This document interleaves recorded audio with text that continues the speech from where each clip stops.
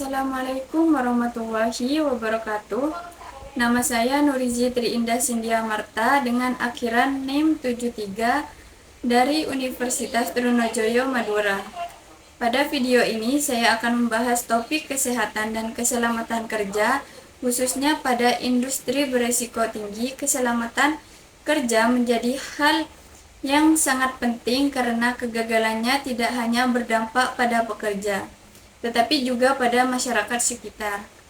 Untuk memahami pentingnya penerapan K3, saya akan membahas dua kasus besar, yaitu kasus-kasus di Indonesia dan satu kasus di luar negeri, kemudian membandingkannya. Kita mulai dari kasus yang terjadi di Indonesia.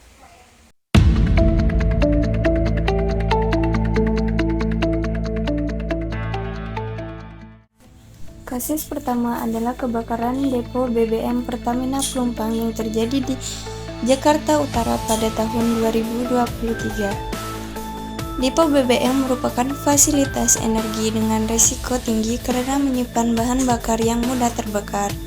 Kebakaran ini menyebabkan korban jiwa, luka-luka, serta kerusakan lingkungan di sekitar lokasi. Dari sudut pandang kesehatan dan keselamatan kerja, peristiwa ini menunjukkan lemahnya pengelolaan risiko, pengawasan keselamatan, serta kesiapan sistem darurat. Kasus ini memperlihatkan bahwa penerapan K3 di Indonesia masih cenderung bersifat reaktif, yaitu baru diperbaiki setelah kecelakaan terjadi.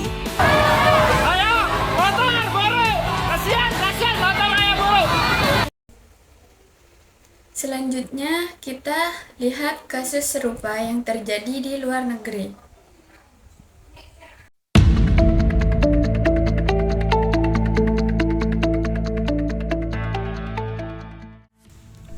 Kasus berikutnya adalah Fukushima Daiichi Nuclear Disaster yang terjadi di Jepang pada tahun 2011. Meskipun dipicu oleh gempa bumi dan tsunami, peristiwa ini dikategorikan sebagai kegagalan keselamatan kerja karena sistem keselamatan tidak mampu melindungi pekerja dari risiko ekstrim. Pekerja di pembangkit nuklir Fukushima menghadapi paparan radiasi yang berdampak pada kesehatan jangka panjang. Kasus ini menjadi pelajaran besar bagi Jepang dan mendorong evaluasi serta perbaikan Jepang besar-besaran terhadap sistem keselamatan kerja.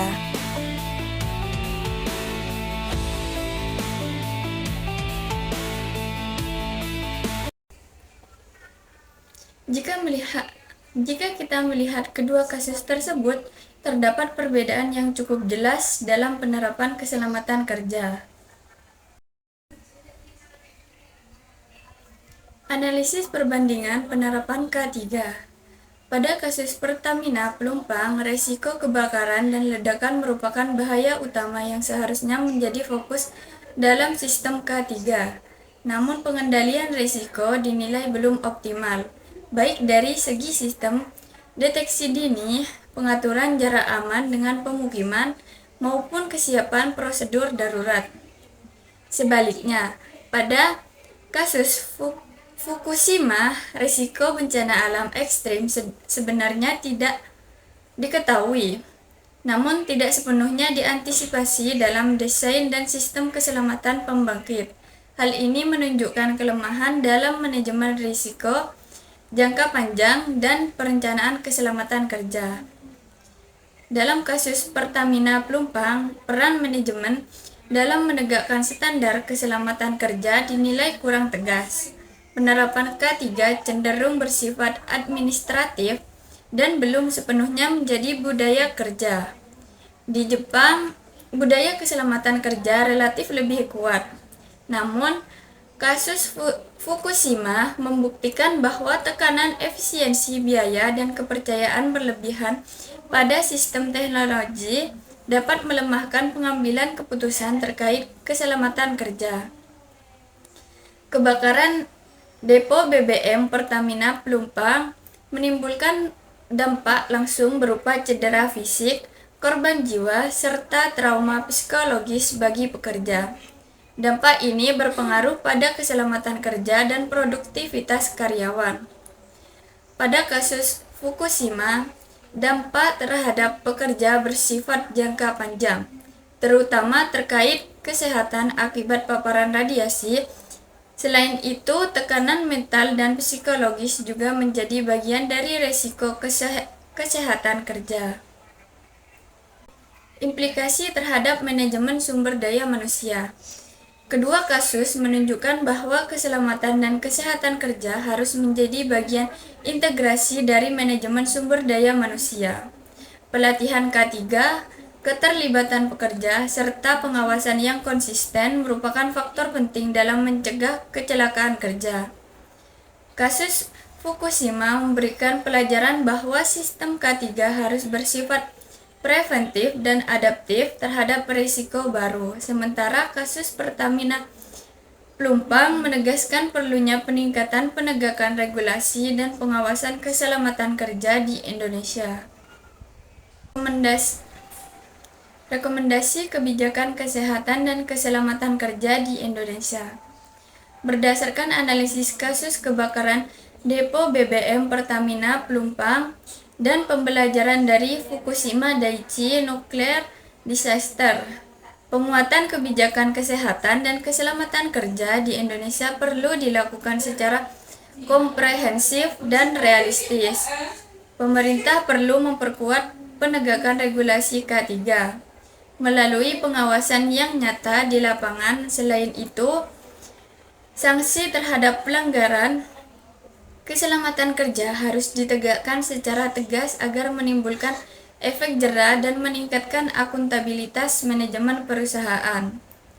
Perusahaan di sektor berisiko tinggi perlu menerapkan manajemen risiko yang bersifat preventif dengan melakukan identifikasi bahaya dan evaluasi risiko secara berkala. Pelatihan K3 dan simulasi keadaan darurat juga harus ditingkatkan agar pekerja memiliki kesiapan menghadapi situasi berbahaya.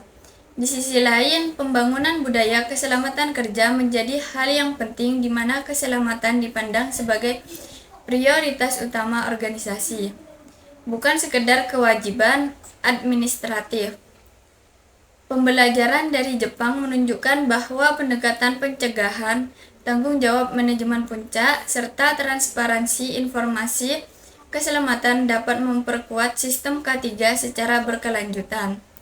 Praktik-praktik baik tersebut tidak harus ditiru sepenuhnya, namun dapat diadaptasi sesuai dengan kondisi Indonesia, khususnya untuk meningkatkan perlindungan pekerja dan meminimalkan risiko kecelakaan kerja di industri berisiko tinggi.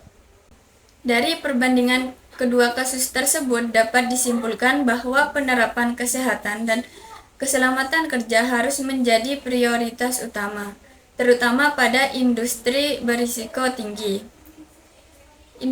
Indonesia dapat mengambil pembelajaran dari Jepang dalam membangun sistem keselamatan kerja yang lebih preventif, tegas, dan berkelanjutan. Keselamatan kerja bukan hanya tanggung jawab perusahaan, tetapi tanggung jawab bersama antara pemerintah, manajemen, dan pekerja. Sekian dari saya. Wassalamualaikum warahmatullahi wabarakatuh.